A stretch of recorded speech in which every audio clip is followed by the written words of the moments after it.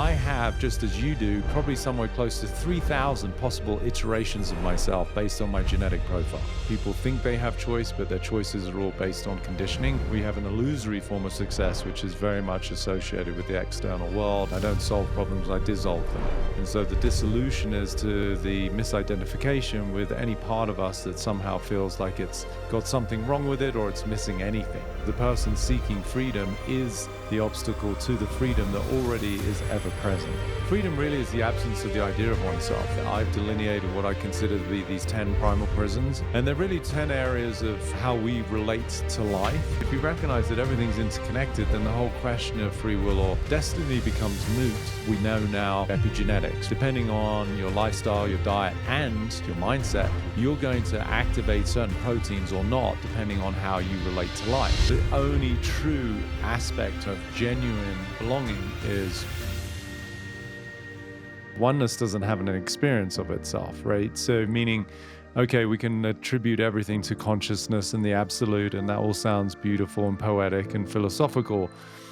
But if you really understand it just logically, like oneness, if everything is one, then there is no experience, right? Because we know ourselves through the laws of relativity. So this is why for every human being who's listening, without knowing who's out there, I promise you their relationships are typically the number one topic of conversation all day, right? Whether it be professional, relational, familial, friends, because it's through relating that we have any kind of experience. So non-dualism is a beautiful pointer, but we need both, because if it weren't for the illusion of separation, then we don't know to come back to unity. So, Got it. That's profound. Thank you for that. I want to yeah. also stick us straight into the mud as well, which is I read somewhere that the very idea that we have of healing is potentially another trap that's keeping us stuck, um, and that there's potentially nothing to fix, and that the very act of fixing potentially is reinforcing our suffering. I found that really sticky to come across. Can you unpack that for us? Yeah, for sure. I mean, yeah, I think as part of the factory default settings of any human being, which really points to the mind aspect, these narratives and dialogues, these constraints and prisons that I would assert we all arrive with in this dimension of planet Earth, and being human is the container in which we get to transcend them. It's not so much something to fix, but really just an illusion and a pretense to circumnavigate and overcome. So as long as we're in the fixing game, then to your point, we're reinforcing the idea of a problem. As you know, I speak a lot in quotes, right? And I say the only problem you have is believing you have a problem, right? So it sort of gets very slippery.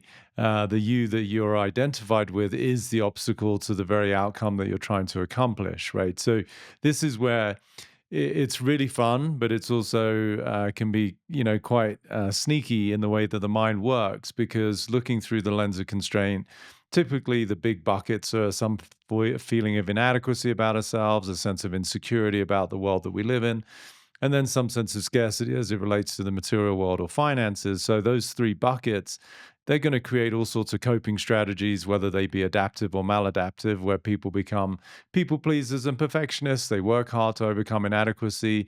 They use all sorts of means of trying to find security, whether it be through having someone else in their life, a partner, a spouse, having a consistent paycheck, to overcome that. And then obviously scarcity.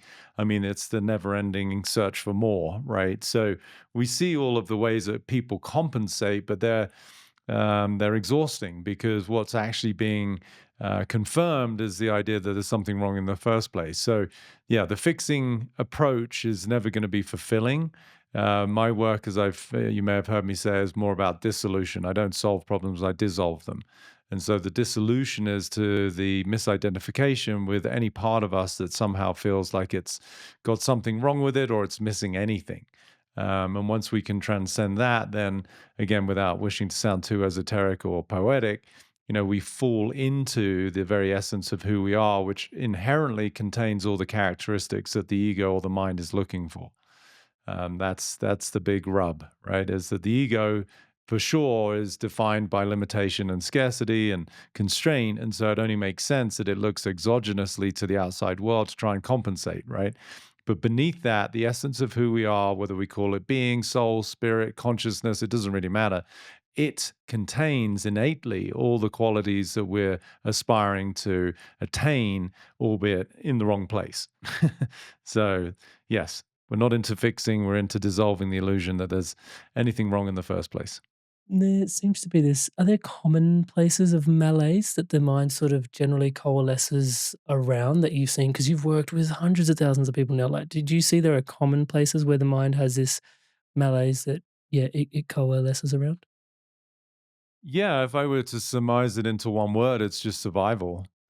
Right, the primordial imperative of every mammal is to survive. So the coalescence is all around making it. Like, what do we have to do to make it? And that could be not just in terms of, I don't want to piss off my mum and my dad, so I got to pretend to be a good boy or a good girl to make it. That's exhausting. That's a malaise. That's a disease. That's a dis-ease, the absence of ease. It could be in the workplace where you have to keep up with the Joneses in terms of how much you're making, your budget. What is your coworker doing in terms of sales? Are you keeping up with or your expectations? It could be making it in terms of just your society or your religion or your nation. It's there's so many ways that the ego will find evidence for the fact that it's falling short and that it's in a fight for its life. And so that is the dis-ease process, or what I put under the umbrella of suffering, that unfortunately tends to be the majority of the human existence. And obviously, as you know, that's my commitment to helping people overcome suffering so that they can discover true freedom in all areas of their life. Yeah, as I started studying your work on freedom, it was really interesting. It reminded me deeply of this. I don't know. Have you heard of Khalil Gibran's? Oh, you must have Khalil Gibran's poem on freedom. Have you heard this? I have not. No. I Oh, mean, I'm I familiar with him, but not the poem. If you have it, I'd love to hear it. Oh, this is putting me on the spot, but I'm gonna recite poetry on the pod, but it's 100% worth it. So give me 2 I can look it secs. up after. I'll bring it up here.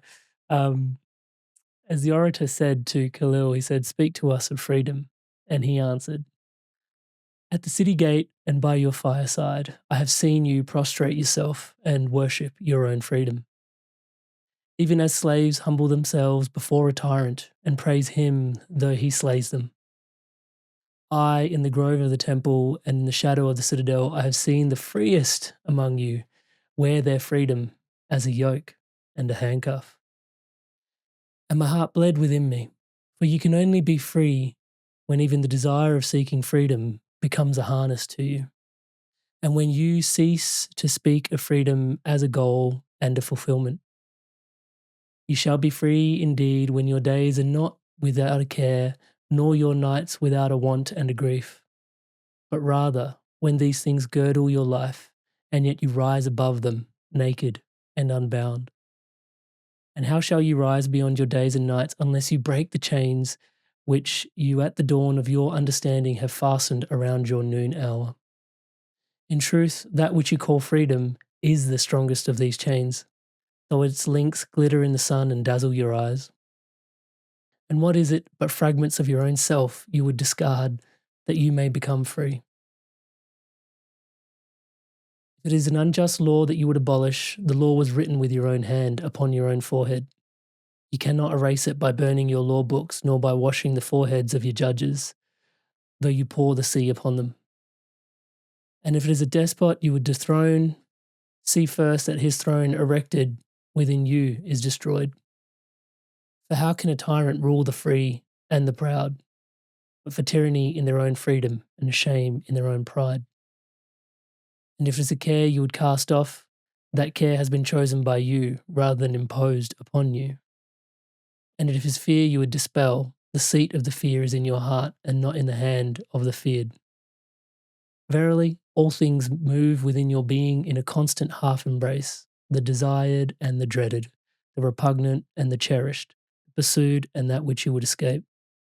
These things move within you as lights and shadows in pairs that cling. And when the shadow fades and is no more, the light that lingers becomes a shadow to another light. And thus your freedom, when it loses its fetters, becomes itself the fetter of a greater freedom. It was a bit long. um, That's right. That's beautiful. But the concept of our freedom is something that sometimes we can espouse ourselves towards, and we then Yeah, also become shackled into. Is absolutely. this really profound sort of slippery, and I know this whole conversation is gonna be very slippery today for the mind, but, Yeah. it's this real slippery place to sort of try and anchor yourself, which is like, "Oh, freedom," but then, "Oh, that's the exact thing that could potentially be shackling me." Yeah, and I think the sort of if I were to highlight one line in what you just beautifully read, the freedom as a goal, right? Because if we have a goal, we create time and space. And so now we're not free because freedom can only exist here. And so that's why, again, to just reiterate, I don't solve problems, I dissolve them. And it's a dissolution process. As I said earlier, the only problem you have is thinking you have a problem. You are the very obstacle to the freedom you seek, right? So the person seeking freedom is the obstacle to the freedom that already is ever present. So, in dissolving even the aspiration for freedom, that is the access to freedom, which all sounds very paradoxical and oxymoronic for people because it's like, well, I want to be free. Well, yes, the I that declares it wants to be free is the obstacle to the freedom. So, it's a very impersonal journey, and that's where it gets very slippery, but it's also very beautiful when you get it. The impersonal nature of it is interesting that you mentioned that. For me, I've got this really trippy awareness that for me, service feels like freedom, because I feel like we're all here as part of a whole. Um, and ultimately, if we can learn to serve our place in and amongst it all, that's where we actually will feel the most free. How does that land in your awareness as I say that? I think there's truth in every statement, and there can also be a very slippery pretense, right? So there's a lot of people out there who serve as a means of trying to bolster their own ego, right? So that's where they find their self worth and their ego, their value. Conversely, somebody who's serving purely for the actual act of service itself, with no sort of, to quote, Jesus, attachment to the fruits of their labor, then we could argue that that is a form of freedom because freedom really is the absence of the idea of oneself, right? So, service is at one level the physical manifestation of something that transcends the idea of what I want and I'm doing something for another. So, it can be absolutely a beautiful way to access freedom if it's authentic in the way that I am purely a vessel for the qualities of love, generosity, kindness, etc., that have got nothing to do with me, nor do I seek any sort of acknowledgement or validation because of what I'm doing. So it's not in the act of service, it's in the absence of the person serving that we discover freedom. So it comes down to the deep seated intention behind that. I do wonder pragmatically, people's journeys are like I reflect upon my journey with this podcast. I'm sure there's been points of ego along the way that have sort of coalesced me like, oh, that'd be really cool to have, and that'd be really cool to do. That the Yeah. ego does kind of serve your purpose and your path. Um, yeah. So I'm wondering if there are certain points where the ego yeah, I was speaking to someone on a non-dual podcast here on the Inspired Evolution, and they described themselves being in the non-dual space, which was fascinating. And then they talked about the functional mind and the ego mind as two separate sort of things, and they could see the sort of contractions around the two things. Just to bring that back into the frame for a sec, do you see there being like there's a purpose for ego mind and functional mind? Like at some point, even the desires that are laden and entering the mind, they do guide the soul on their journey, right? In terms of what they're here to do, even though it might be a bit glucky. I don't know how to say that word. It's like a bit, you know, Tricky, gluttonous and sticky. Yeah. sticky and yeah. I mean, it's all got purpose, right? You could even argue that somebody going through some abhorrent circumstances in their life, it serves a purpose, right? Even if a kid was physically abused by a parent growing up, like I don't condone it, I think it's disgusting. But at some level, for the soul of that being in this incarnation, that serves a purpose. So, um, in terms of ego and functional mind, it would all come down to who's saying it and what's the definition of it, right? The way I look at it is I try to keep it as simple as possible just for the sake of those who are listening and not making it unattainable or too complex. But I really look at the human being, right? So the human really, to me, points to the machinery, this three-dimensional carbon suit that we become misidentified with, and the brain, where we have all of these narratives and thoughts that sort of filtered through the mind, which is sort of the bridge between the two, the manifest and the unmanifest, or the material and the esoteric. So the being and the soul or the spirit or consciousness, to me, has these inherent qualities that we are accessing in the dissolution of our misassociation with the human form. So they all have purpose, and it goes back to your question at the beginning of non-dualism. Sort of singularity or consciousness or unity has no experience. So it's really through the equipment of our body, our brain, and others in the manifest world that we get to have any kind of experience, and then ipso facto discard the things that we realize aren't truths, right? Like in Buddhism, it's neti neti, right? Not this, not that. And so if someone's walking around right now listening to this and thinking that, okay, because they just lost their job, or they ended a relationship, or someone ended it with them, or they feel some sense of inadequacy, right? They feel like they're not good enough, or what's the point? Life isn't working out for me. To recognize there's an awareness even of that thought, which gives rise to a particular feeling. In this case, it could be, depression, apathy, lethargy, anxiety. If you can recognize that awareness in of itself doesn't have a conversation, it's purely observing whatever the narratives are, right? So if someone's thinking I'm not good enough, or their version of it, the fact that they're aware of that dialogue means they can't be the dialogue, right? So the point is, it's all got a purpose, because even those thoughts and narratives that are based in constraint, limitation, inadequacy, they're not particularly fulfilling. They don't inspire joy. They are nonetheless the access to realizing the facade that is what I call, generically the ego, the identity, the way that we've created our persona. So it serves the purpose, if only to realize that the very discomfort that we get misidentified with, that we call whatever you want to call it, the ego, the identity, isn't us, is nonetheless the access to realizing, well, if that's not who I am, who am I? Which is probably the biggest question in any sort of real spiritual discipline, right? It's this sort of discovering the essence of who I am, which is that pure awareness, which I would assert contains all of the beautiful qualities and characteristics that the ego is trying to attain.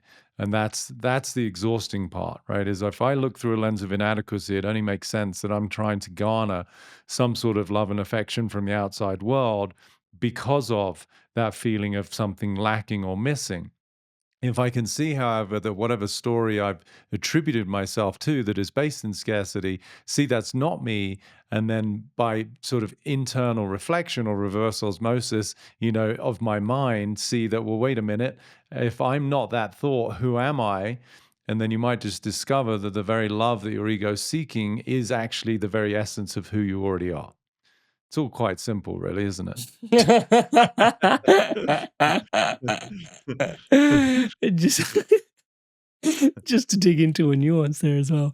There's pain versus suffering. Can you describe the difference between the two, and how you look at it? Yeah, for sure. I think again, I try to keep things that might be profound, sort of palatable and so simplified. But pain to me is very, very much in the biology and the physiology of what it is to be in this manifest material world. And suffering is what goes on between our ears based on perspective. So pain is inevitable because we're an organism that has sentience. And then suffering is really just based on how we perceive life. So suffering is somewhat self-made, whereas pain is biological and, unavoidable just by virtue of being here. Inspired souls, I wanted to thank all of you that are subscribed to this podcast.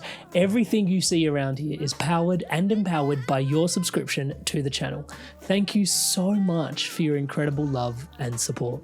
To all of you that haven't yet subscribed, please do take a moment. As I'm saying the word subscribe, the button below is lighting up in the colors of the Inspired Evolution. Please hit that button, hit the bell notification icon, support the movement, join the movement. It helps with everything we're doing here, championing love, positivity, and wisdom around the world. Thank you so much for your love and your support.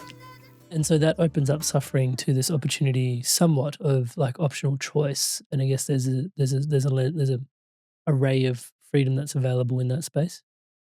Yeah, and that's really the sort of the underpinning of all my work. My commitment is to ending human suffering. And there is a degree of choice. Choice itself is illusory, right? We sort of got figurative choice, literal choice. People think they have choice, but their choices are all based on conditioning. So even when someone walks into a restaurant and they think that there's a menu there that they're choosing from, their choices are already predicated on what they've had before, what they don't like. So actually, there is no real choice when you're coming from the perspective of ego, which I know will probably piss off a lot of people, but even if they got pissed off, they had no choice in that, so it doesn't really matter.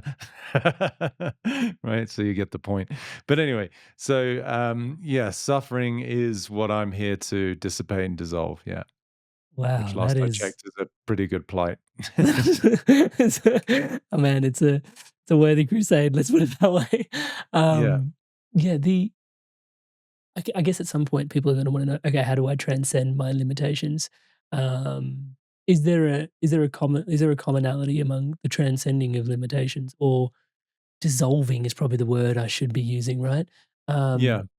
Yeah, is there a depending on whether I'm struggling with my relationships or whether I'm struggling with my finances or whether I'm struggling in other domains of my life, is there a universal approach to dissolving things, or is it specific to the nature of the malaise that presents itself to me at the time?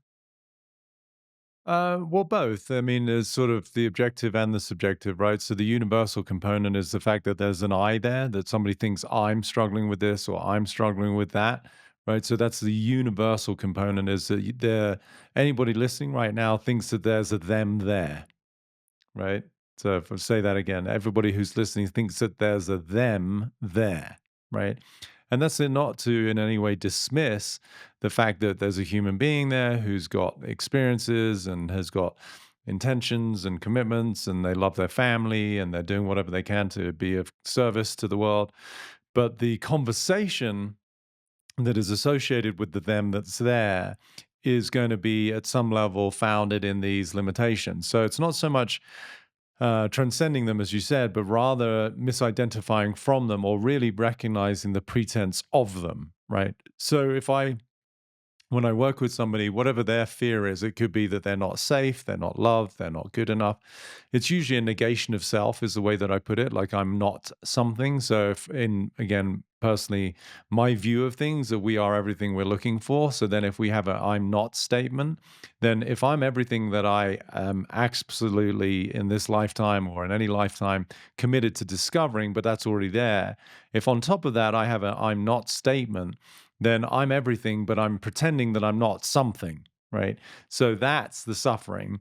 And so the universal, that equal is the universal, but the subjective way that it presents could be unique. So someone might think that they're not going to be okay in the future, and that creates fear and anxiety. Somebody else might think that they're not valued, right? That's their own personal version of it, but it's still the misidentification of some sort of limited narrative that they've become identified with, usually because some sort of experiences in their childhood. Doesn't even have to be particularly traumatic, but it's the first time that they felt that they weren't loved for just being them. You know, that's the primordial wound that I think every human being goes through. Is at a young age, we have no concept of good or bad or right or wrong because we're just a baby and you can throw up on your, aunt's favorite freaking Prada dress and it makes no difference. You don't feel any sort of shame or guilt, right? Because you don't know any better. But there comes a point, usually with language, and that's why they call it the terrible twos, because then kids start to have words and that they can start to comprehend. And there's this distinct moment where every human being, not consciously, but they realize that just being them is no longer enough. And at that moment, the human being abandons itself in order to survive and be part of the tribe or the clan. And at that moment, that child, boy or girl, will become who they think they should be in order to make sure that they're kept safe and sound and they're not kicked out. So that's really where it all stems from. So those are universal, but the way that they manifest, somebody who thinks they're not good enough, they might become a people pleaser or a perfectionist. Somebody else could actually buy into it and become like a rebel or a drug addict, because, well, what's the fucking point? I'm not good enough anyway.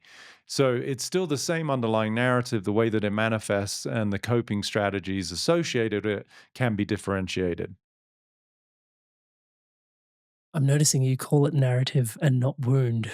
That's probably Yeah. by design. I understand the level of intentionality in your work, so I just wanted to, yeah, just highlight that for a quick speeding second. Yeah, I Um, don't think anything's a wound, it's a conversation, you know? yeah, profound. There's, 'cause you mentioned the not enough piece, and I do wanna speak to you about primordial fears that we carry as human beings, but in there, you also said for the child, a lot of the melee's sort of the narrative started to shift around belonging. And it's really interesting to sort of see that dynamic because initially when we started, it was like the key thing underpinning it all is survival. But it seems like almost enmeshed just above it, like right after survival, is this key sense of belonging. Yeah. How important is belonging to human beings, Peter? I think they're synonymous. And because I think if you go back to the primal programming of our DNA, if you didn't belong, then you don't survive, right? So I think they're two sides of the same coin. And that's why the primordial imperative, of every child is to do whatever they have to in terms of their adaptation to make sure that they're kept in the clan, right? So if they're kicked out, then of the cave, or the house, even though nowadays, of course, it's not literal, but the experience is that I'm not going to survive the bigger predators of the night. And so belonging is, I think, as I said, synonymous with survival because if we aren't part of the group, then the individual isn't going to make it in the big bad world out there. So they are inexchangeable and they are interlinked. I imagine a few hundred years ago, yeah, being kicked out of the triad would have meant dying out in the dark all alone. Yeah. But in modern day society, I mean, there's lots of things we can connect to people over. There is this whole narrative around our devices disconnecting us in some ways, but also connecting us in other ways. Um, do you think some of the limitations around belonging that we feel are less grounded than they really are? Like, do we actually have the opportunities for more belonging, but our mind is sort of hardwired from the past a certain way, and we're still carrying that propensity now, even though there actually is a lot of belonging around us? Yeah, because if you look at the way you're phrasing the question, the implication is that the belonging has got something to do with people around me, right? So that's immediately where we're digging in the wrong place. I get it, like strategically and literally in terms of survival, but it's no longer appropriate today, right? Like, even if you were to run away from home, you could survive all sorts of different situations because there's all sorts of means of support, whether it's social services or you go to a buddy's house and you sleep on the couch or, you know, so the actual true sense of belonging is to, without again sounding too poetic, is to the nature of oneself, right? Otherwise, it's always just falling short because belonging that we superimpose onto another is really dependency. So, true belonging is that I'm a fabric of life itself. I'm an aspect of consciousness. I'm not separate from anything. So, that's the only true, authentic belonging. And when you have that, yeah. So, based on the utterance of your lips there, that's a wow, right? So, but again, I get the human preoccupation with thinking that everything we're looking for is outside of ourselves, including belonging, which is, of course, why love and romance and romantic comedies and love songs, make billions of dollars every year because people think that that's where they're going to find that sense of real communion. And it's fun to do it on the human level. I'm not poo-pooing it. Don't get me wrong. I'm like anyone else. It's great to hang out and socialize and fall in love and have companionship and do all of those things. But the only true aspect or reflection of genuine belonging is when I discover my own true essence. Do we sometimes conflate attachment and dependency for love? For sure. Yeah. Most people don't understand the difference between love and possession. So, No, I've heard that possession in this phrase. case Yeah. being the codependency or the attachment. Yeah. Wow. Yeah, the belonging to oneself. I mean, can you help us land in that a little bit more? Like, what does that look like tangibly for an individual in your mind? Well, that's the hard part because it's not something that you can look at, right? It's like it's Mm. nothing to see. It's an experience to be felt. It's something that's a deeper knowing that's not with a K but with a G N, like gnosis, right? It's an internal experience where, for a lot of people who are committed to, say, Christianity, it's like they really have a deeper knowing that, for whatever way they would describe it, that the Lord has got their back or they're one with Jesus, or I don't know how they would delineate it, but it's more something they experience rather than something that they can describe. There's no formulaic approach of what that might look like. It's could be somebody who's just had a heart attack in their 50s who's realized that, the preciousness of their life and that they have dismissed and been neglecting their own family and their own wife. That could be the revelation of like, wait a minute, I kind of lost myself because of my own preoccupation with whatever their feelings of inadequacy again or scarcity that drove them to the hedonistic lifestyle that led to a heart attack. There's all sorts of different things that it could look like that would lead to someone having this epiphany or an awakening. For me, it was heartbreak that somebody left me and I thought that I'd quote unquote lost the love of my life until I realized that was all just really sort of the residual hurt of my parents dying when I was very young that still hadn't been processed. And to go through that and then recognize, oh, wait a minute, in ways that I don't fully comprehend and nor do I need to, my life is taken care of. And so that's the falling in love that we talk about, but it's not falling in love with another, it's really falling into the essence of love itself.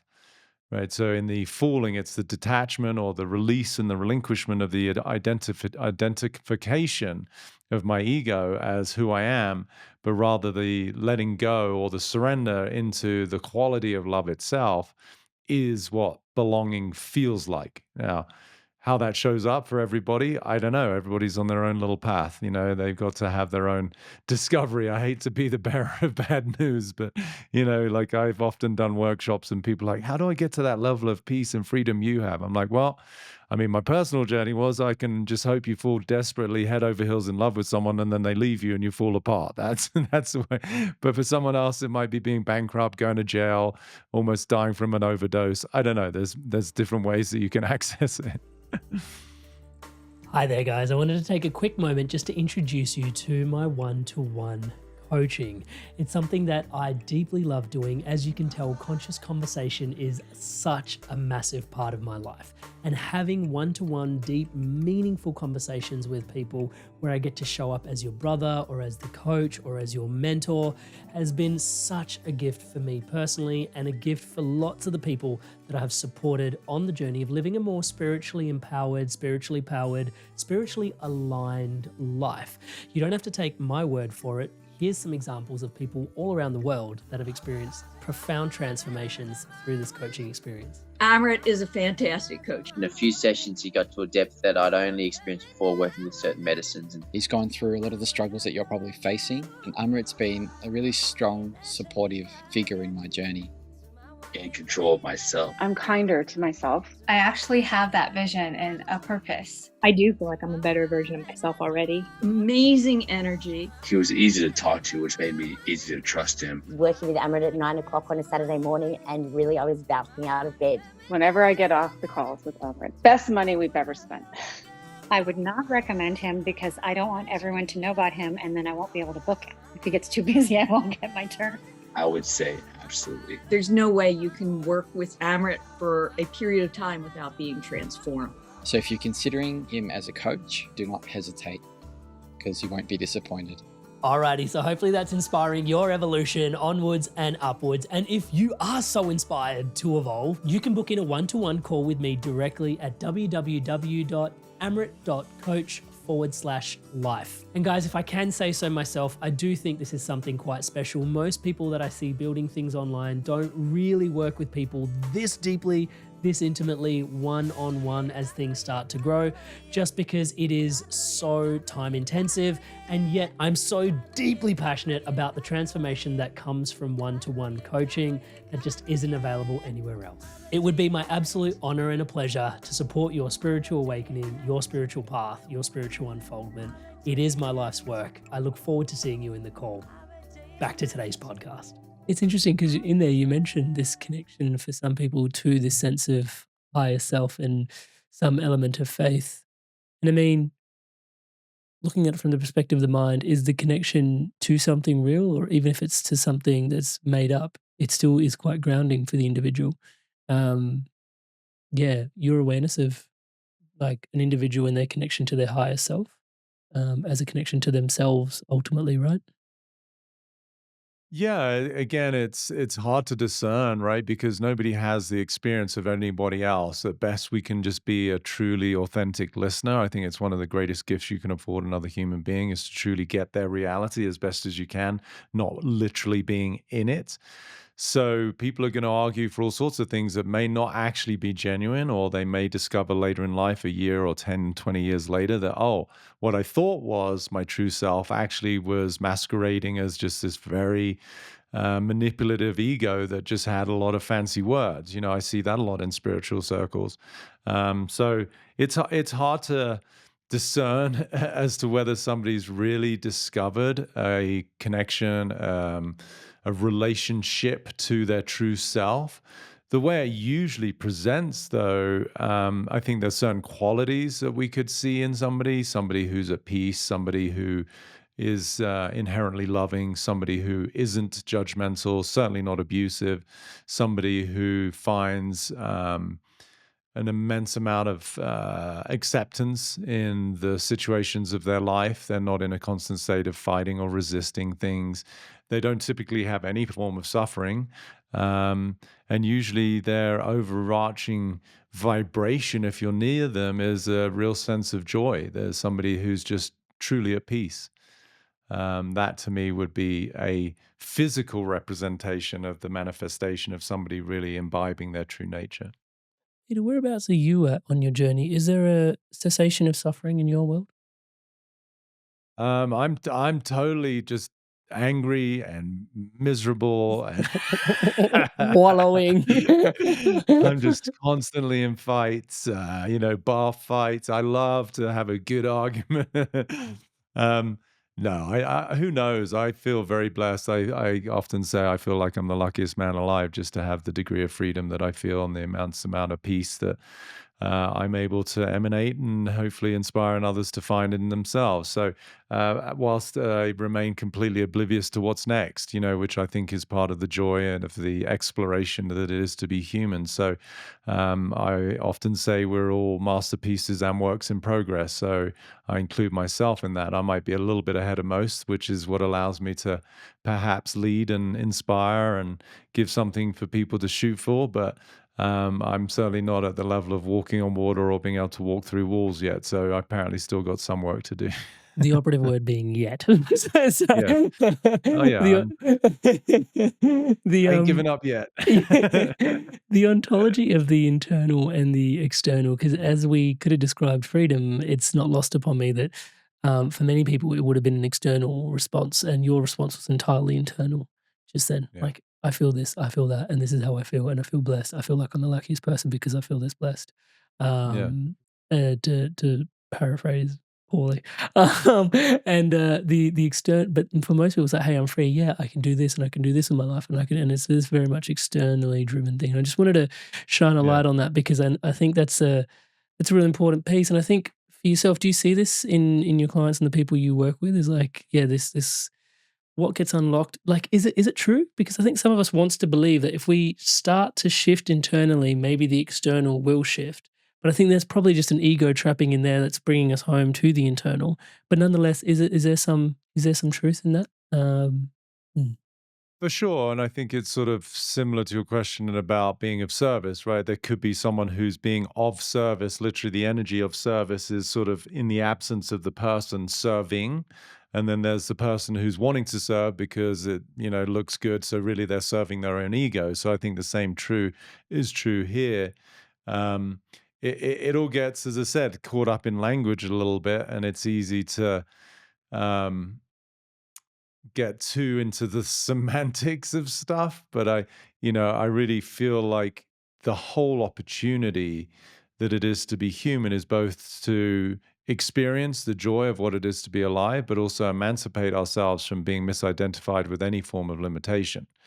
So I think that's the predominant thing that I'm pointing out here is that yes, Peter Crone is human, just like anyone else. I enjoy, a good meal, playing tennis, making love to someone I care about. Like these are all very human experiences, right? But if we can, in the midst of this world of temptation and seduction and manipulation and domination and all the things that are really very human oriented, recognize that, oh, there's a bigger game afoot here, which to me is the reconciliation and the emancipation from the human form to recognize, oh, this whole dimension is actually about liberating the soul that we are. And so I think they can run concurrently. But if we get too caught up in the human part, then that becomes a hedonistic life. And then we are going to be caught up in, trying to control. And then, as you said, like being focused on the outside. A lot of people would say, well, I'll be free when, and point to circumstance, right? If I have $1 million in my account, or, when I get to start my new company instead of being slave to the man, or, it's all about the external form of constraint. And for me, that's missing the point.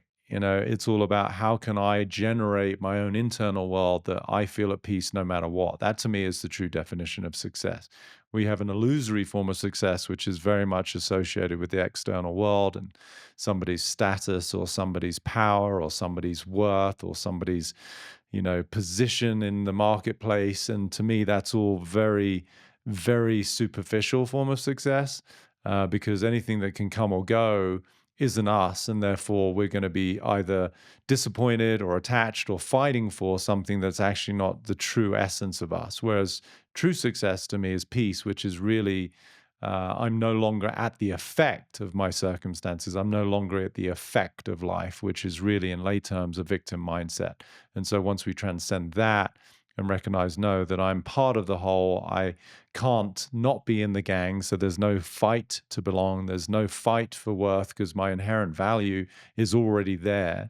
Okay, my human worth could change on the surface. I've got, $10 in my account, I have minus 10, I've got 10 million. All of those things that can move and change aren't a true inherent quality that I possess, but rather they're just the fluctuations of my human experience. Inspired souls, lumen beings, inspired minds. I'd love to hear from you what you're taking away from today's conversation. Join the conversation in the comments below. Let me know what you're taking away. What are your biggest insights? I mean, there is so much ground towards our possibility and our limitations, how to overcome them. My God, Peter is a wealth of knowledge, and not just knowledge, but gnosis, I would say. So let me know what you're taking away from today's conversation. And Peter is pretty active on social, so if you might just get a response from him directly if you leave your questions for him as well. He's likely to come back in the future as well. So if you've got any questions, leave them in the comments below, and I'd be honored to ask some of them on your behalf. And if you are loving this episode, please don't forget to give it a thumbs up. It really helps with everything we're doing. It shares the video around to more people, letting them access this kind of wisdom and knowledge, and it's just going to be so powerful for them. So thank you for giving the video a thumbs up. With that, back to Peter in today's episode. Transcending the victim mindset. The knowledge of this is important. How do we transform that into gnosis for the listener? Well, I always say the first bucket is awareness. Meaning to be aware of the fact that unbeknownst to yourself, or one, that you have been acting as a victim, right? Victim's a strong word, and it can be associated with some pretty abhorrent things that go on in the world there. So I don't in any way want to dismiss the things that people go through that, sometimes on the human level justify the word victim, but I'm talking about a particular perspective. So if someone's looking through the lens of something is happening to them, or that they are at the effect of life, then that's what I'm calling a victim mindset.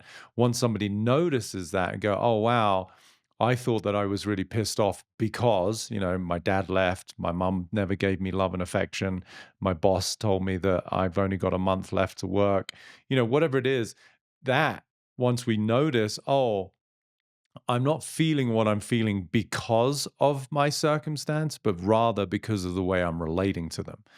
That starts to then give the person a feeling of empowerment and choice. That's when choice actually starts to become born, is that I can choose between being a victim of circumstances or being the generator and the cause of my own experience. Yeah, the choice point is a very interesting point because in your early years, your environment shapes so much of you as well. And I wonder how much of choice we have. And that's, I think, where the mind sort of slips into this spiritual space, because I'm sure we chose our parents in some ways, is probably the dialogue and the environments that we're raised in. Not that they're the only part of our environment, but there's this your environment shapes you, but then also you have this choice to how you interact with your environment. But then there's this, and this is that illusion of choice, I guess you were referring to earlier. I mean, you walked into the restaurant, but the menu was already kind of preset in some ways by somebody else and what you ate Yep. earlier and stuff like that. So, I mean, it's quite profound. Sort of where do you anchor yourself in your awareness around, how much of it is free will, how much of it is destined, and yeah, I mean, any thoughts on the balance between the two? Yeah, I mean, it's one of those big philosophical questions, and I Mm. always defer to, like I try to fold the mind back on itself, and that's what has allowed me to get to these different awarenesses and distinctions. So I think even the question of if whether it's free will or destiny itself is moot because it arises from within the illusion of separation in the first place. So that's going to bake some minds out there right there.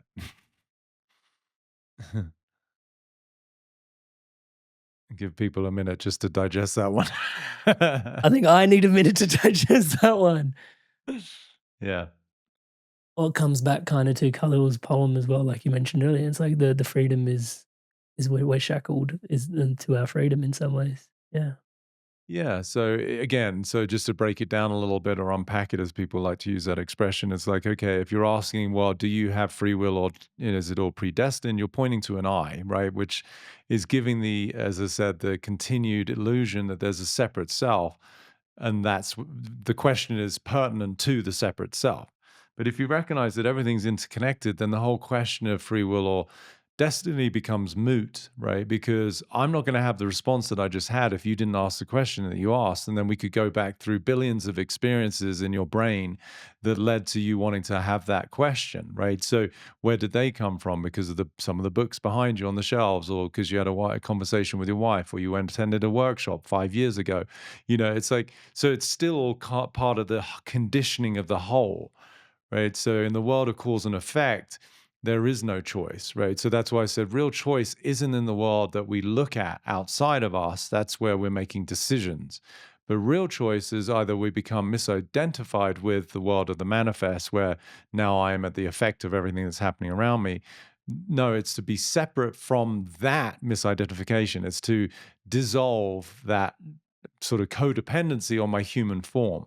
That to me is really the only choice. Is you're either caught up in the game of being human and you're going to have all of your emotional reactions and it's the world of cause and effect, or you reside sort of, as I said, falling into the real self, capital S, which to me embodies inherently the qualities of love and freedom and power and worth. They're already there. It's not something to look for from the human limited perspective.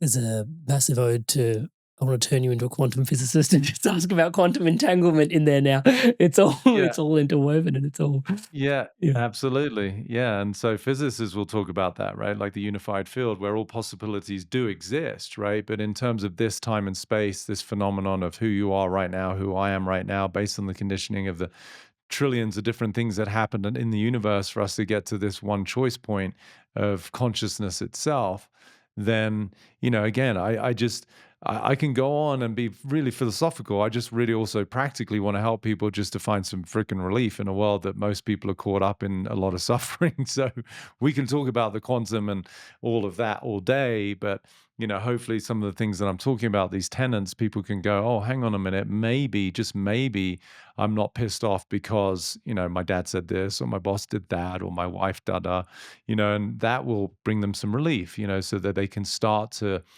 um, remove themselves from the human suffering, from the journey that is caught up in the world of cause and effect, and just at least start to create, as I said, a bit of space between, being at the effect of life versus being the author of their own experience. Yeah, this leads dovetails perfectly into I heard you share that mind, the nature of mind is Mhm. possibility. And I wanted to sort of get your insights on that today, but we're sort of leaning into that possibility space right here. Can you describe what you mean by mind is possibility? Because, yeah.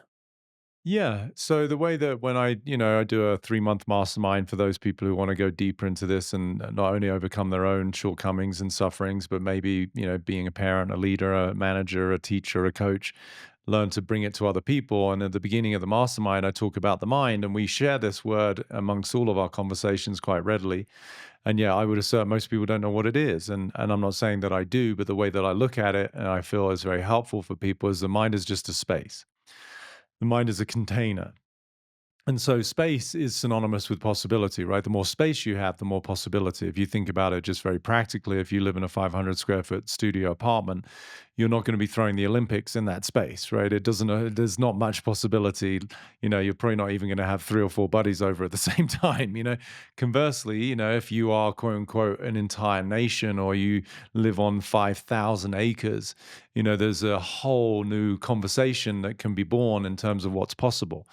So the mind representing a space is really synonymous with possibility. Well, then what happens, the quote unquote, problem that it is to be human is that we inherit, certain narratives and dialogues that are both, I would assert, what we arrived with. That's the arc of this human incarnation, is that we arrive with certain constraints that we're here to dissolve. But then we also, synonymous with that to help reinforce it, we inherit certain conversations in our families as we grow up. Dad says, well, what do you think? Money doesn't grow on trees, right? So it's an expression, but it really points to a scarcity mindset that child will then hear, that then may show up as somebody who struggles financially in their adult life, because they've got these dialogues that sit within the space of their mind. Conversely, somebody else might have grown up in an environment where there was a lot of money, and they're like, listen, you can do whatever you believe, you can do whatever you want. Like, it's truly just comes down to your imagination.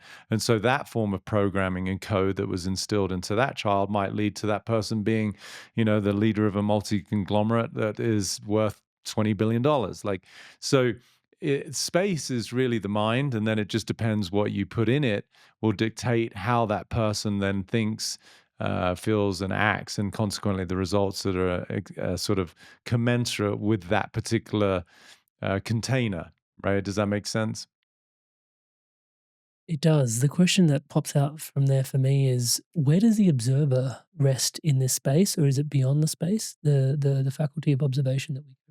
Yeah, so without getting into semantics, you could say that the mind is the bridge, as I said, between the human and the being, the soul and the body, right? So really, the observer is awareness itself, which is the ineffable. Like, if I put a knife into you, not that I could over Zoom, but if anyone did, I'm not going to hit you. No one's soul is quote unquote hurt in any kind of physical interaction, right? So the body it's like scratching someone's car when the driver's inside. Okay, yeah, it messes with the equipment, which is like somebody getting hurt physically, but it's not actually going to impact the soul other than the quality of the experience, right? The quality of the ride. If you're driving a car that is fully serviced, brand new, it's got all the latest gadgets and it's got beautiful suspension and cozy leather seats and blah, blah, blah, then the soul represented by the driver seems to have a slightly more pleasant ride compared to somebody who's in a car where, the back tire is flat, the windscreen's cracked, there's no heating, and you're in a very cold environment,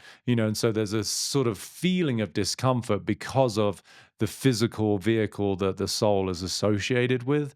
But the observer is, to me, the soul that witnesses the mind. The mind is the space, and within that space, we witness the thoughts that then get reflected and they get felt in the physicality, right? That's the beauty of having a body. It's kind of like shining a light through a film at a movie theater.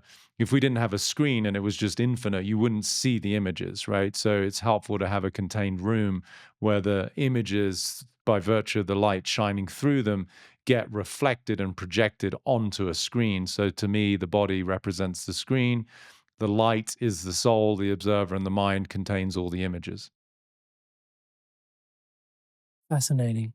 There's a part in this conversation where you also mentioned that a lot of your breakthrough came through from, you lost your parents early, and the heartbreak, and then the culmination of all of that tippling into, and then it seems like break down to break through is a bit of a formula for the mind, that rears its head consistently. Hmm. Even as you're describing, someone sitting in there luxury SUV, if you will, and someone in there battered out, little hatch or whatever is over here.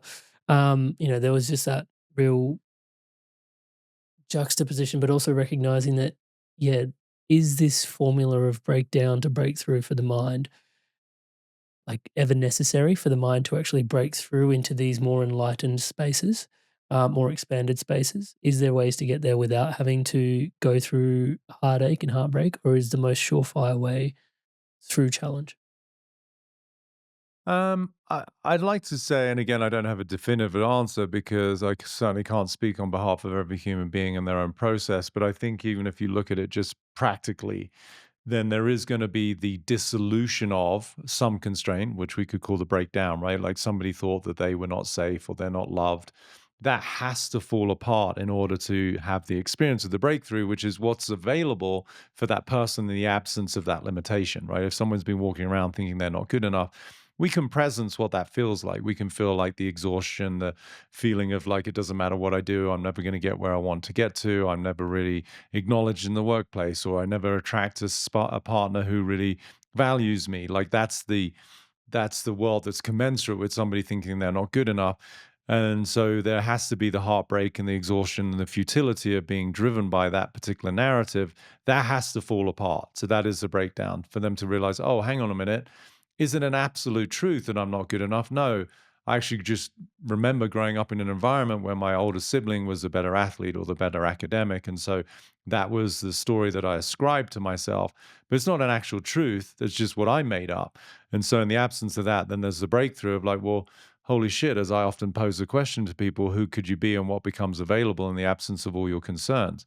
Right. So if you have no longer this misidentification with a limitation, well, then it's all of a sudden there's this euphoric feeling of possibility, right? So that is the breakthrough. So the degree to which the heartbreak, to use your term, or the suffering has to happen, or the challenge, I think, the more you go through this, it becomes more refined, right? So even for myself, whatever it is that I might, who knows, in the next year or 10 years come up against, I would assert, even though it might be a choice point to become more free and less attached, it won't carry the same degree or severity of emotional heartache that I had when, I first went through this 25 years ago. So I think even though the same formula somewhat applies, the severity and the impact on the human experience diminishes as we evolve and we expand. I love that. Very eloquently put. There's an open loop. You mentioned the first part of the way you deliver the work is to really come into awareness. What are the parts following awareness? To keep it real simple, the next part is practice. Fuck around and find out. So, Roll awareness your of the sleeves up and get constraint. stuck into it. Yeah. I said I try to keep it simple and practical for everyone. So, yeah, awareness of the lie, the constraint that you thought you were not something usually. I mean, there's a darker shadow side where we do declare ourselves as something, but negative. Like, so the sort of the bedfellow, the darker, more satanic bedfellow of I'm not good enough is I am bad, right? So, very similar, but very different. It's the shadow version. So once we see that through awareness, recognize that it's, we investigate what I say, the validity of it, it's never a truth. Then we experience the euphoria of what might become available for us in the absence of that particular limitation. Then the next stage is really practicing being that person who's no longer confined by the previous narrative. Yeah. Which is easy to say in a sentence and to live out.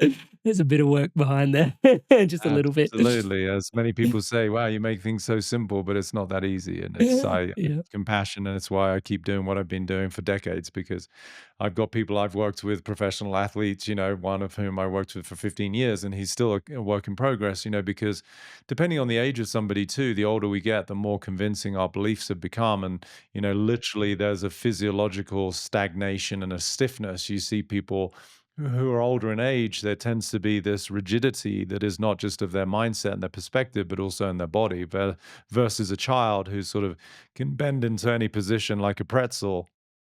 To me, is very synonymous with the fact that their mind and their imagination is still very expansive. So, the older we get, the more I think it takes a little bit more compassion, forgiveness, and certainly repetition And so I'm not naive to the fact that when I'm working with people in my mastermind or in my freedom platform, that I really want to make space for people to have whatever time they need to be able to integrate these awarenesses and then to practice as much as they want. And another form of reflection for people is to be able to share whatever you're going through with those that are near and dear to you, your loved ones and people that you trust, because then they become the circle that reinforces your new revelations, right? So that's another way to help get beyond whatever it is you are struggling with, is that you literally just through vulnerability you say, oh my God, I've spent 30, 40, 50 years thinking that who I am is of no use or not valuable. And this is why I can see that I've on my third marriage, or that I had to start my business 3 times over, or, the energetics that led to the actual manifestation in real life now get understood. But if you share that with people, not only is it inspiring for them because usually they can relate, but then they can kind of hold you to account to a certain degree to the new Mm. way of relating to yourself, right? So that's why it's beautiful in relationships to share the things that we're realizing about ourselves so that somebody else sort of, can be there as a teammate in our new perspective. Reflect the light back to you. Yeah, that's beautiful. The Yeah. the somatic piece you were mentioning about the mind and the body, and kind of like how if the body stiffens up, the mind kind of is that like through and through in your opinion? In terms of the flexibility of the body reflects the flexibility of the mind? I mean, I don't think it's a one for one equation, but I do think there's a high correlation. I mean, there's some people whose actual ego, which is the constraint, could be such that they felt the need to be perfect physically, right? There's a lot of people out there in the world of Oh, fitness and of course. bodybuilding. And, so there could be a lot of people who are immensely flexible physically because their mind has to prove to the world that they have a youthful disposition or something like that, so there's always going to be exceptions to the rule. But typically, for that first standard deviation of what it is to be human, there's going to be a high correlation between somebody's collapse of their limiting view of themselves and the rigidity of their body, for sure. Yeah. Yeah, that feels like yoga. There's Yeah. there's a you mentioned earlier the I'm not good enough can coalesce into like I am bad. I mean, I Mhm. interviewed Marissa Peer, RTT. I'm not sure if you're Oh, familiar with her yeah. work. Yeah. Yeah, oh, you are cool. Well, Yeah, I she know talked. her. Yeah. Yeah. Yeah, brilliant. She has the I'm not good enough. There isn't enough. She has three primordial fears.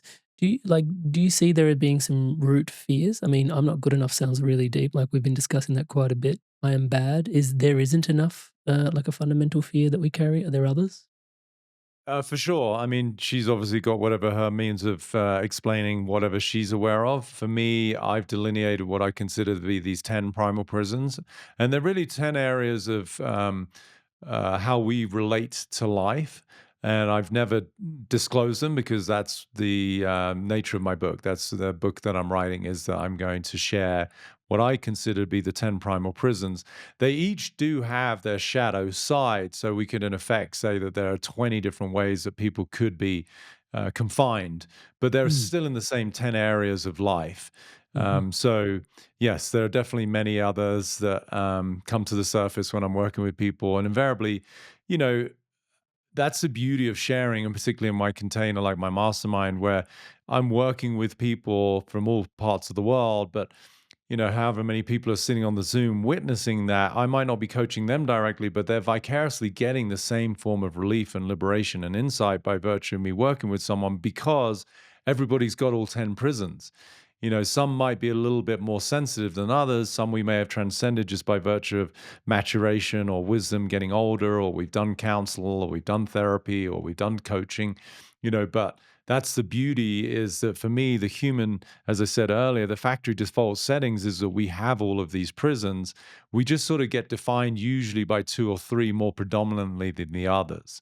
And that's why everyone can relate to hardship and people's stories of success or triumph overcoming constraints and limitations. It's like, oh, I can see a part of me in their story, and that's the beauty of like how we all learn through mimicking, and by friends and family that we love and care for, or even people we're inspired by out in the bigger world that we might not know. It's like somebody who went through an incredible injury as an athlete, but then came back a season or two later, and these stories of accomplishment and overcoming adversity is something that I feel we're all driven by because we have that as part of our own makeup. Few questions. When does the book come Yeah. out? That is the ultimate question. I always got to ask the hard ones, don't I? Yeah. No. It's a very valid question, and it's something that I'm both flattered by and sometimes perturbed by, which is how many people ask every day, "When the fuck is your book coming out?" So, um, it's a humbling inquiry. But the plan is at least to finish my side of it within the next 5 to 6 months. But then I think the publishing process is still going to be probably, I was hoping to have the whole thing complete by the end of the year, but it might be slipping into the beginning of next year. Well, awesome. What we'll do is when it comes out, I'll backdate well, I'll take the link for the episode, and even known people watching after that date, Cool. I'll put it on the All right. episode. And Awesome. Thank you you. have a Now I've very got affordable membership as well, Peter, for people that those that are brave, want to dive in even deeper. yeah. Yeah, can you tell us a little bit about $29 a month? We dive For in deeper. sure, And, yeah. I mean, as we've sort of been skirting and bouncing around the word freedom, that's what I recognize that every human being's looking for, whether they realize it or not. And so the membership platform is called Freedom. And I wanted to make my work available to everybody because I know my mastermind, for example, is more of a high sticker price ticket item, 3 months, deep container. It's with me personally. Whereas Freedom is just $29 a month, and there's about 100 plus hours of content. My sort of flagship program called Free Your Mind, which helps people to understand some of the things we've been talking about and how to apply them in their own life. I've got workshops on anxiety, depression, even things like suicidal ideation and hopelessness, through to relationships, how to find financial freedom, what true health is. There's a wisdom library of 200 clips, and then I do live events that are currently being in California, and they get posted there every month. So there's always new and fun content for people to check out. I'll put a link to all of that in the show notes below. Peter, Cool. the rise of mental health issues around the world, anxiety, depression, seems to be just boof, boof, boof, like it's going from strength to strength Exponential. when it's not a positive thing. Like, No, yeah, your no. insights on that at the moment? I think it's sort of a culmination of a few things. I think there's a heightening of the ego kind of coming to its own demise, right? As consciousness becomes more evolved and more aware, and there's conversations like this, courtesy of you having these great platforms where you speak to people that bring more insight and awareness to the masses. So I think people are becoming more aware, which ironically can seem to heighten, the constraint that was previously blind spot, right? So it's sort of, if you think about emptying a closet as a very basic analogy, that you haven't addressed for a while, or an attic that has been, untended to for many years.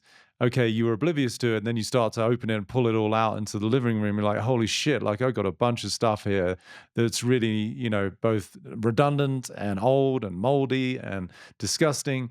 So I think there's an increased awareness of some of these constraints that people deal with. So that's one part of it.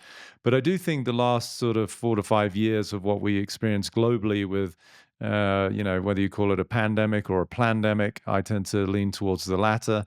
That people have been put under an immense amount of duress, where the primal urges that we talked about earlier really got threatened. And I would say that's part of the mass psychosis of the powers that be.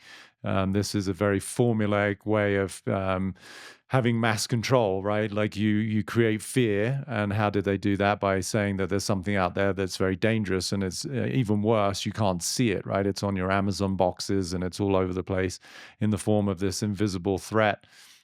So now you've got people scared, and then the next part is you challenge the sense of belonging that we touched on earlier, right? Because, well, you can't see your loved ones, you have to have 6 feet distance, you can't get near people. So now you've got, strike two in terms of these primordial needs of what it is to be human.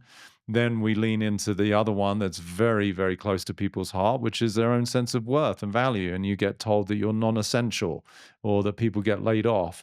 And so when you challenge those 3 things, which is we want safety, we want connection, and we want a sense of worth, and they're all stripped, then people are going to go into complete panic and despair. So I think much of what we're experiencing now, definitely as these mental disorders and diseases tend to become exponentially worse, is because people are still sitting on the foundation of these primordial needs that were stripped away, and haven't yet returned to what's beneath all of the facades and the propaganda and recognize, oh, hang on a minute, I'm actually okay. I've always been okay, and I'm always going to be okay. So that's why I'm so passionate about my work, to help people dissipate and dissolve all of the suffering so that they can return to, the true freedom and peace that is their divine birthright. Some part of me harbors this awareness that maybe it's all spiraling out of control. Like we were discussing, breakdown to breakthrough. Like there's a collective kind of whoa, whoa, whoa, whoa, whoa, whoa before it just Yeah. pops through. I don't know if that's a safe awareness to carry. Do you share that sentiment? What are your thoughts on? Yeah, I think that's why I said sort of the first part. I think it's the evolution of consciousness itself, right? Awareness is bringing light to that which was previously in the wings and blind spots to people. So I think there is, apart from the Great Reset and the powers that be, whether it's the World Economic Forum and all of these clowns out there, that they're really inspiring the Great Awakening, and so that to me is really, what's at play and why. Again, there's so many people like myself who are committed to having these kind of conversations so it can shift people from a perspective of victimhood and despair and desperation into one of authorship and true, becoming the warrior, WOR, as opposed to, now becoming a warrior, WAR, right? And that to me is sort of the transition that we're in, going from anxiety into a place of peace, and going from a place of separation into unity, going from a place of dis-ease into vitality, and really stepping out of the world of, disharmony and abuse into the world of love and acceptance. Have you come across the telepathy tapes, Peter? I I have. I've had so many friends tell me about them. I listened, I think, to 1.5 episodes, and they're like, no, you got to keep going. And I guess it gets more and more fascinating. But I've heard of them. I've come across them. I just haven't gotten too far into the series. It's really interesting because it brings me to this. Because with the nature of mind we've been discussing throughout today, I guess part of me also just wanted to. There's an engineer in me somewhere rattling around in there, so I just want to get grounded. Like there's some like the chemical chemicals in your brain, like dopamine, serotonin, Yeah. norepinephrine, like these things play a certain role. Like I had a gene study from like Ancestry 23, which was kind of interesting to sort of see where my ancestry was. But I took that data and then started putting it into some gene analysis, and it was like, like you've got these certain like propensities for like serotonin to be kind of like this, and Yeah. certain things. And it was really fascinating to sort of see. And it's like, yeah, and these have mood indicators and like things related to them. And I mean, just to sort of nerd out with you as a brother for a sec rather than a podcast host, I found this really fascinating thing that even taking a multivitamin, which I've been doing for ages, that contains folic acid, actually is keeping me more cloudy in the mind than not. And I should Yeah. be taking like a methylated form of it. And I was like, what? Like, I thought I was Yeah. doing the right thing. Like, it's a multivite. Like, come on, Yeah. cut me some slack, you know? And Yeah. I've been doing it for years. So it was a fascinating distillation for me.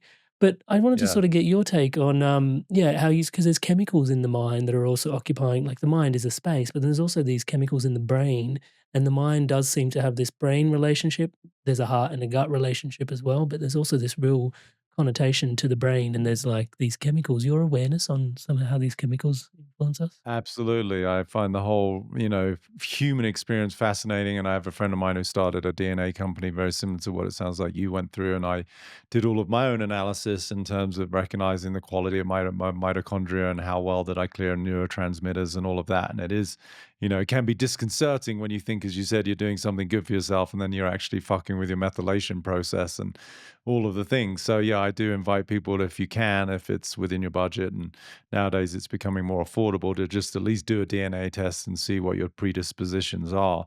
So I put that all under the auspices of, there's just different levels of conditioning, right? So, for you with your dark eyes, me with my light blue eyes or gray eyes, that's part of programming, right? It's just your genetic profile.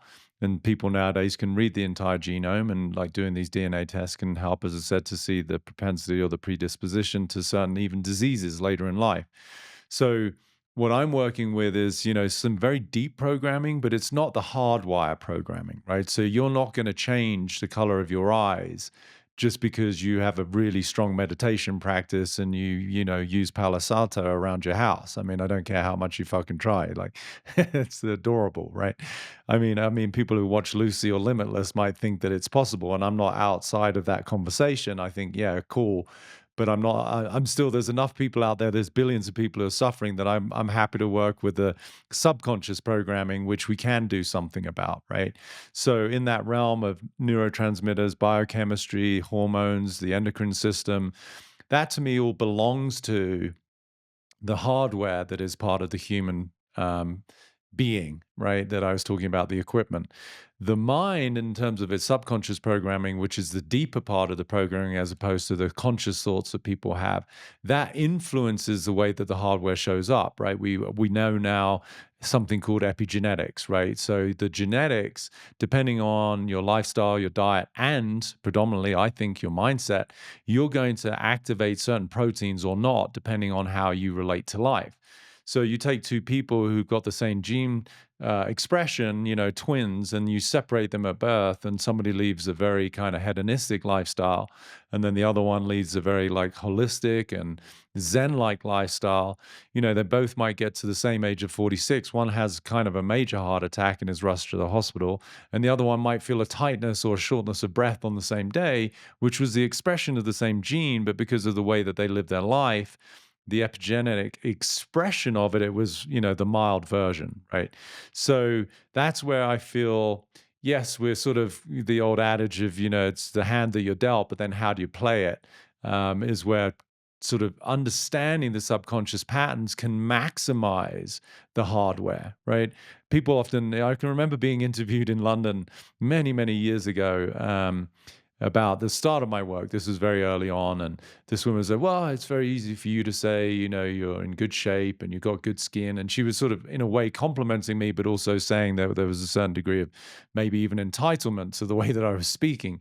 And I said, you don't understand. I said, I have, just as you do, probably somewhere close to 3,000 possible iterations of myself based on my genetic profile. Right? Meaning like that depending on how I live my life to this point, I'm certainly not the best version of myself, but for sure I'm nowhere near the worst version, right? But it would have still been based on the same hardware that I was dealt. So that to me really gives people the opportunity to be hopefully empowered and take responsibility for, okay, maybe you do have a predisposition to not process the waste products from your mitochondria very well, or that, it's easier for you to process vitamin D than somebody else. But what are you going to do with it? Right? And how are you going to relate to yourself in life? Are you going to look through a lens of scarcity, inadequacy, woe is me, that sort of life is not fair and that my parents never gave a shit about me, which is only going to debilitate the genetic expression of your possibility? Or are you going to take what you've been given, which is the joy and the absolute blessing that it is to be a human being, to have these self-reflective conversations, and take whatever your hardware is and maximize the shit out of it? And that's what I'm interested in. So that's where the subconscious, conversations to me that's the powerhouse, of how do we either maximize our genetic potentialities, or how do we compromise them based on how we relate to ourselves in life? And that's a powerful conversation to have. Hey there, Inspired Souls. As we're discussing right here, mental health can also be connected to gene health really deeply, right? And so the key thing that I have been proud to be partnered with here is Ancestry.com. Now, I know some people are funny about putting their DNA details online, and if that's you, that's totally fine. But if you do want to dive in super deep to understanding your gene health and how it's expressing into your mental health, man, there is this incredible tool at Ancestry.com. We've partnered with them to not just get you DNA results for your ancestry, but also your health, right? We've got a couple of our own Inspired Evolution protocols that we've been running people in my group mentoring through. I'll put them complimentary in the show notes below. So if you go down into the show notes, you'll find a link to Ancestry.com to go get your DNA test. Please go ahead and get that test. And then also I'll add a couple of places online where you can use some tools that we prescribe to our mentoring clients to get you super clear into that optimal space for your mind. Because in mentoring, one of the things we do, right, is to get people out of their own way. And so this has been a game changer in terms of getting people mentally clear, looking at their gene expression and looking at how, you know, their mental fog and all this sort of stuff, and how they really like their mood regulation, all that sort of stuff. So in the link below, ancestry.com, a link for you to go and access your DNA test. Once you've conducted that, I'll put another couple of links for you to be able to use that information to then further your health analysis if you're so inspired to improve your mental health, as we are discussing here. Oh man, it's been such a brilliant conversation. Have you been so generous with your time? But I've just stuck on this one last little piece, which is I just wanted to share with you, like, it seems like we all carry blind spots. And I mean, relationship is such a gift because it can point out blind spots. I'm sure that's where a lot of your work sort of lives as well, you know, going on the 3 months long sort of mentorship with yourself. It's like this opportunity to reveal blind spots. But then ultimately, we kind of need relationships to show these blind spots. Or how do we identify blind spots if not in relationship? I'd love to get your insights on that. Because like the thing that's really stuck with me today was that you remember me going, wow, was this belonging to self, right? But there seems to be kind of that belonging to self, blind spots. And it's like, how do I see my blind spots if not for a relationship, but then also this belonging to self? Do you see the sort of sea I'm in right now? And they both coexist, and it's a beautiful way to both wrap up the conversation, which I've really thoroughly enjoyed. And thank you again for having me on. But it's also goes back to how I started, you know, this world of non-dualism or the human being, right? We need the equipment. We need the backdrop of the screen where the images of our mind get reflected in the body and in our relationships and our circumstances. But really, ultimately, it's all just to help us remember the light that we are, which is shining through these narratives and these conditioned beliefs, right? So they both coexist. So relationship, as I said, relativity is the means by which we have any experience, right? The world of unity, the world of consciousness as its own entity doesn't have an experience. It's only through the diversity and the experience of separation that we get to have the beauty of relativity. And that's why, as I said right at the beginning, anyone who's listening, I promise you, the number one topic of conversation in their life is typically around their relationships. And I can only hope that after this conversation, not only does this help them enhance the quality of their relationships with other, but predominantly the relationship with themselves. Peter Crone, thank you so much, brother man, for this incredible podcast. Appreciate you so deeply and dearly. And I mean, I can definitely thank you for your time and energy here today. Like I said, you've been so generous. And yet it's hard to sort of not reflect on the fact that this is your life's work. You've been through your own challenges. You've turned the light inwards and sort of done the excavation, brought in an entire construction crew, it seems, to do some excavating and mining in there. And then, you know, we get to reap the benefits of much of that work that you've poured into yourself. So I just want to, yes, thank you for your time today, but also thank you for you, brother man, for the work you do and the way you do it in the world, but also your being. Thank you so much.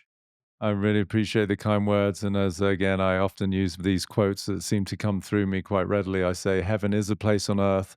You just have to go through hell to get there. And I definitely did that on behalf of the masses.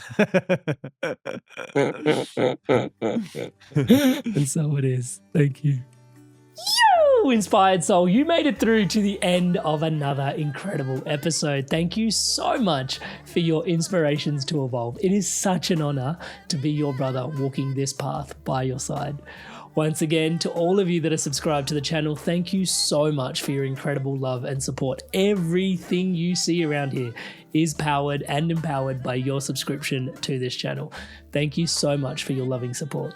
To all of you that haven't yet subscribed, please do take a moment. As I'm saying the word subscribe, the button below is lighting up in the colors of the Inspired Evolution.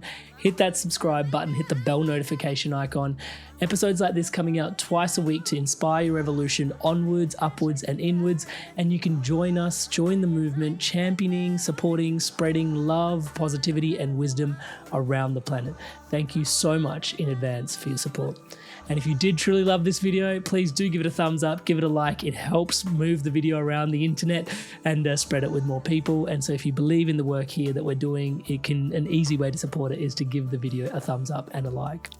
Now, in this conversation, we also touched and went deep on epigenetics. Now, also, we've had on the podcast in the past numerous times Dr. Bruce Lipton, the father of epigenetics, come and share his insights and wisdom. I'll link his episodes on screen for you now to dive in even deeper, and another episode for you to continue your inspirations to evolve onwards, upwards, and inwards.